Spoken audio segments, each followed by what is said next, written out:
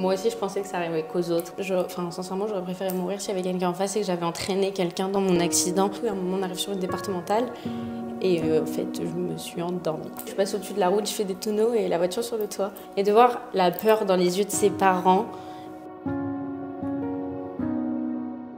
Hello tout le monde, j'espère que vous allez très bien. Bienvenue dans cette nouvelle vidéo. Aujourd'hui, je vous retrouve avec Emeline qui a vécu un accident de la route assez grave et qui va nous en parler aujourd'hui. Si vous avez envie de découvrir son histoire, c'est parti. Est-ce que tu peux nous dire quand est-ce que ça s'est passé cet accident? C'est passé le 29 mai, donc ça fait 7 mois. Avant qu'il y ait cet accident, c'était quoi ton rapport aux soirées, alcool? Tu sortais beaucoup? J'étais dans une période où oui, je sortais énormément, mais je travaillais à côté. Fatigue, sortie, un peu d'alcool, le travail, j'étais épuisée en fait. Ouais, t'enchaînais. Voilà, en fait, je m'arrêtais pas. J'étais tout le temps en bar, clairement. Ouais. J'étais tout le temps avec mes potes. Et moi, j'étais en sorte d'année de césure. J'ai travaillé, mais j'étais pas à l'école et tout, donc aucune réelle horaire à part le travail. Est-ce que tu peux nous raconter le déroulé de cette journée, ce que t'as fait avant? C'était mon premier jour de repos depuis 2 semaines et demie. Du coup, je suis sortie au bar rejoindre une copine. Puis au final, on a rejoint le groupe. Donc on s'est retrouvés tous ensemble. On est resté toute la journée au bar, mais c'est l'une des seules journées, soirées où j'ai pas vraiment bu. Et j'ai bu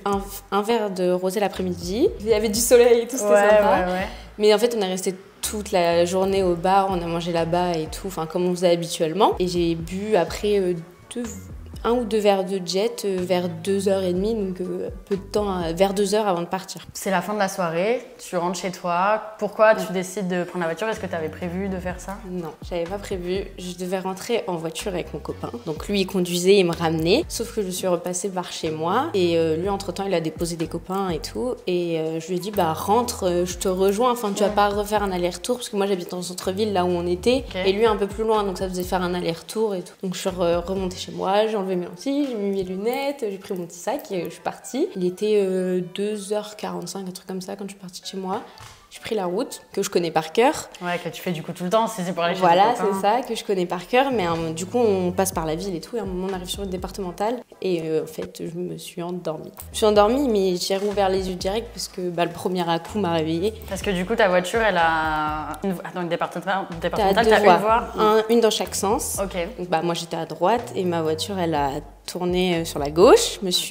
Ça a cogné une première fois, donc c'est revenu en arrière sur la droite. Et à la droite, c'est revenu à la gauche. Et là, il y avait un talus. Et je me suis pris le talus, donc ma voiture, elle a piqué dedans, quoi. Et je passe au-dessus de la route, je fais des tonneaux et la voiture sur le toit. Ah, putain. Et heureusement que j'avais mon carreau d'ouvert un petit peu, puisque du coup, les vitres ont pété. Le pare-brise, il s'est juste brisé, mais les vitres, elles ont cassé, elles se sont enlevées. Donc je suis sortie par ma vitre. Donc ça t'a... Et toi, pendant le choc, t'étais comment? T'étais sonnée, tu comprenais? En fait, du coup, je me suis un peu endormie, je me suis réveillée. Donc j'ai vu la scène en fait, et au moment du talus, je pense que j'ai fait comme ça, et en fait, tu sais, je me suis pris le volant et ça m'a assommée. Et du coup, en fait, je me suis réveillée, j'étais sur le toit en mode je suis où? Ah, la voiture était à l'envers? Oui. Ah oui, j'étais sur le toit et du coup j'étais perdue et en plus le choc il était violent donc toutes les lumières se sont coupées, mes phares, tout, et puis c'est une départementale donc c'est pas trop éclairé, un peu mais pas trop. Sortie par la fenêtre, j'ai pas enlevé ma ceinture et j'ai couru puisque j'étais presque arrivée, je me suis dit je vais courir jusqu'à mon copain, en fait je vais trouver de l'aide, j'avais plus de sac, plus de téléphone, sonnée, mais j'avais plus rien et puis j'étais à l'ouest, je savais même pas où j'étais, je savais juste que tu viens d'avoir un accident, faut pas que tu meurs, va trouver de l'aide. Voilà, et j'avais pas de téléphone pour trouver de l'aide donc ma seule solution c'était tu cours, t'es presque arrivé, tu connais la route par cœur quoi. Et là, au niveau de la vitesse, t'étais à vitesse normale, enfin t'étais en mode... la route elle est, au début elle est à 70 je crois, puis 90, puis 70 parce qu'il y a un virage. Et moi c'est dans le virage que j'ai eu l'accident. Donc c'est à 70, j'étais à 75 max quoi. Oui, t'étais... Enfin, les vitesse règles, normale quoi. Ouais. J'étais pas à 200 en mode j'y vais, et voilà quoi. Une fois que t'es sortie, du coup t'as couru, comment ça s'est passé? Qui t'a aidé? En courant, je suis passée devant une maison où il y avait une fête et tout, j'ai sonné, ça n'a pas répondu, ils ont pas entendu. Et j'ai continué genre 3 mètres plus loin et il y avait un monsieur qui sortait de son garage en voiture, il allait au boulot en fait. C'est un val début de journée. Du coup, je l'ai arrêté, mais il était choqué, il m'a regardé comme ça, tu vois, une jeune fille arriver pleine de sang. Ouais, t'avais du sang partout, ça a été blessé. J'étais hyper énergique quoi, genre tu sais, t'as l'adrénaline, le stress, enfin tout mélangé en fait. Il m'a dit, je lui ai dit est-ce que je peux monter en voiture avec vous et vous me déposez juste sur les lieux de l'accident et on appelle mes parents. Donc j'étais en train d'appeler les parents sur la banquette arrière comme ça. Mais c'est quoi cette situation? Ah ouais, il devait se dire non, j'en rigole, mais sur le coup, c'était pas drôle du tout, quoi. Genre, j'ai appelé mes parents. Enfin, j'ai essayé d'appeler mes parents, mais ils ont pas répondu. Parce qu'il était quelle heure? Il était 3h du matin. C'est mon père qui a fini par être réveillé par les gendarmes à 4h quand Parce on que est arrivé à du l'hôpital. coup, les gendarmes sont arrivés sur le lieu de l'accident. Oui, du coup, le monsieur m'a ramené et donc on a vu la voiture sans dessus-dessous. Même au moment où on est arrivé, il y a un motard qui s'est arrêté, qui a vu dans l'autre sens en fait la voiture et s'est dit c'est bizarre et il avait appelé les pompiers. Après, les pompiers ils sont arrivés et ils m'ont dit, ils m'ont posé des questions comme à quelle vitesse vous rouliez, est-ce que vous avez de l'alcool dans le sang. Moi, j'ai joué la carte de l'honnêteté. En fait, je vais pas vous mentir. Oui, je sais que j'ai forcément un verre dans le sang. J'aurais dit, je suis consciente en fait. Je sais ce qui vient de se passer. Juste là, je veux absolument appeler mes parents. J'ai dit, vous faites ce que vous voulez. Juste, je veux appeler mes parents en fait. Ouais. Et ils t'ont directement transporté à l'hôpital. Parce que t'avais quoi en blessure en soi? En fait, sur le coup, moi, je sentais rien. Genre, en fait, j'étais tellement choquée et avec l'adrénaline et tout que je sentais absolument rien. Je savais même pas si j'avais mal en fait. Juste, je sais que je saignais de partout. J'avais du sang partout. En plus, j'avais une veste blanche, donc ça ressortait encore plus, quoi. Mais en fait, c'est un truc de ouf, l'adrénaline.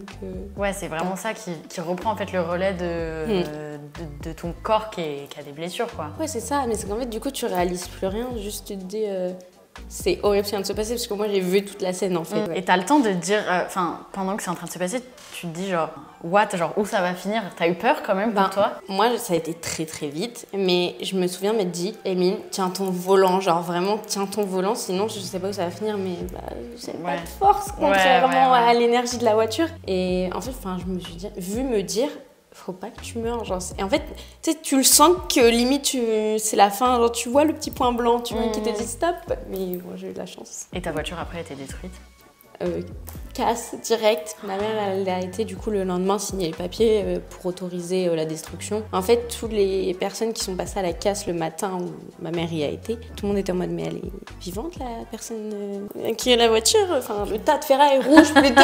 Elle m'a dit vous inquiétez pas, elle est vivante, elle a juste du coup un nez cassé, des contusions. J'arrivais pas trop à marcher en sortant de l'hôpital, c'est ma mère qui m'a portée pour aller dans la voiture. Mais voilà, relativement, c'est rien comparé à ce que j'aurais dû avoir, un nez cassé. Bon bah ça se répare. En plus j'ai pas eu besoin de le refaire, rien, donc ça va. Ça va. Ouais, les pompiers ils t'ont dit que vu la violence du truc, t'aurais pu... Tout le monde m'a dit vous aviez eu beaucoup de chance. C'était pas votre jour, vous aviez une bonne étoile quoi, parce que ça aurait pas dû se passer comme ça. Quand on voit l'état de la voiture, vraiment ce n'est plus une Clio. Donc je m'en suis sortie avec pas grand chose en soi, juste une voiture détruite. Oui, un nez cassé, une voiture détruite. Oui, mais c'est matériel. Ouais, voilà. T'as raison. J'étais là. Enfin, heureusement qu'il y avait personne en face. Moi, c'est l'une des premières choses que j'ai dit à ma mère à l'hôpital. Je lui ai dit heureusement qu'il y avait personne en face parce que, sincèrement, j'aurais préféré mourir s'il y avait quelqu'un en face et que j'avais entraîné quelqu'un dans mon accident, même un passager, quelqu'un en face, quelqu'un qui traverse. Enfin, on n'en sait rien en fait. Et j'aurais pas supporté entraîner quelqu'un dans ma bêtise, parce que clairement c'était une bêtise de prendre le volant ce soir-là, même si je me sentais pas fatiguée, tout ça,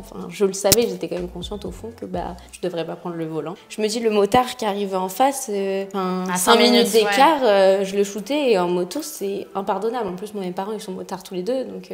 Mais c'est vrai que quand j'ai posé la question sur mes réseaux et que j'ai dit... je cherchais justement quelqu'un qui avait vécu un accident et qui voulait témoigner, et j'ai eu des centaines, mais quand je dis des centaines, c'est énormément de messages de gens qui disaient j'ai perdu mon meilleur pote, j'ai perdu ma petite sœur, j'ai perdu mes grands-parents, j'ai beaucoup de grands-parents. Il suffit qu'ils croisent un jeune qui a un peu bu, qui a pris de la drogue ou qui... C'est ça, mais même ça peut être n'importe qui, il y en a plein d'histoires comme ça et c'est vrai que ça c'est ce qui fait hyper peur aussi quoi. Moi je sais que du coup j'ai raconté à mes amis et j'ai des copines qui m'ont dit mais en fait Émine depuis ça genre je fais hyper gaffe, tu m'as fait peur en fait.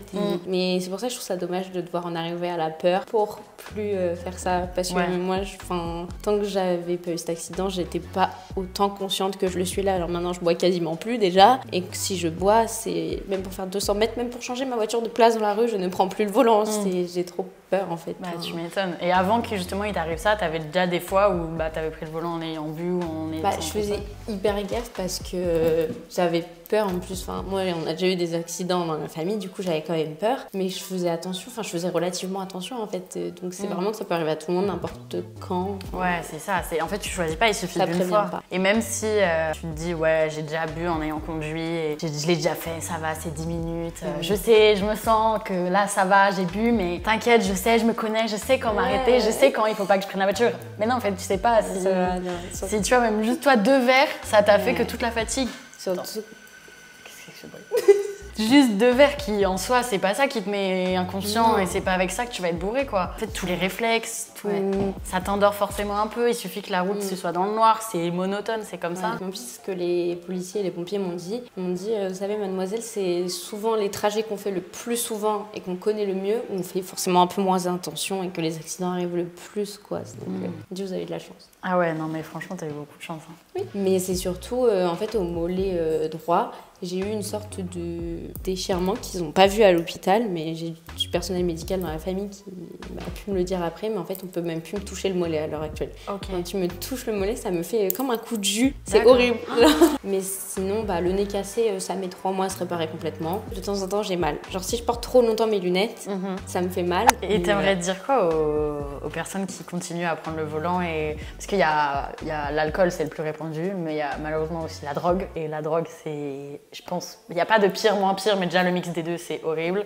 Et enfin, tous les gens qui prennent le volant alors qu'ils savent que faut pas le faire, quoi. Moi, je dirais que moi aussi, je pensais que ça arrivait qu'aux autres. Ça arrive pas qu'aux autres et ça arrive surtout quand on s'y attend le moins, qu'on se dit, ok, mais là, c'est bon, je suis capable de conduire. Moi, je me sentais tout à fait normale. Je pensais pas que j'allais avoir un accident et au final, voilà. Même si moi, la première, j'aime pas dormir chez les gens en soirée, maintenant, je reste dormir ou je bois pas, mais oui, t'as plein de solutions. La vie, elle est trop courte pour la risquer comme ça. En fait, ça tient à rien et juste pour une soirée, juste j'ai pas envie de dormir là ou non mais t'inquiète, c'est 10 minutes, juste cette décision peut impacter mais énormément votre vie et la vie de vos proches aussi parce que c'est pas cool de perdre quelqu'un ou d'avoir quelqu'un qui finit, tu vois, handicapé. Moi, quand on était à l'hôpital, je me rappelle avoir vu mes parents arriver, mon père... Mais limite, je le reconnaissais pas quand en mode mais ma fille, est-ce qu'elle est vivante en fait, puisqu'ils leur ont rien dit de réellement concret au téléphone. Et de voir la peur dans les yeux de ses parents. Et ma mère m'a dit un truc qui m'a choquée, elle m'a dit, moi je m'en voulais, je leur ai dit je suis désolée, vous avez dépensé 5 000 € dans une voiture, elle est ruinée et tout. Ma mère me dit, Mine, j'en ai rien à faire des 5 000 €. Elle me dit, je préfère devoir racheter une voiture, repayer un permis, que d'acheter un tombeau en fait pour ma fille, une tombe. Elle m'a dit, je veux pas. Et en fait, ma mère m'a dit ça, je me suis dit, mais... Et ça m'a fait écho et depuis, plus jamais je conduis même avec une goutte d'alcool. C'est horrible, je me dis, pour soi c'est horrible, mais pour les proches, en fait, je trouve que c'est encore pire. Faites attention pour ni faire de la peine à vos proches, ni vous faire du mal, ni engendrer le danger pour quelqu'un d'autre qui peut être sur la route. Et puis je vous rappelle les solutions qui existent. Soit avant la soirée, pas pendant la soirée, vous choisissez un SAM, parce que pendant la soirée, c'est un peu trop tard. Voilà. Ou vous choisissez de dormir sur place, ou alors vous prenez un taxi. Et au pire, tant pis, tu vas passer une mauvaise nuit, mais demain, tu seras vivant. Merci pour ton témoignage, Emeline. Avec plaisir. J'espère que ça va faire écho à certaines personnes et que ça sauvera peut-être des vies. Voilà, soyez pas égoïstes, pensez à vous d'abord, pensez aux autres gens sur la route, pensez à vos amis et pensez aussi à vos proches. C'est très important, surtout en cette période de fête. Faites attention, je vous en supplie. Et puis voilà, passez tous de très bonnes fêtes. Avec modération et avec vigilance. Salut!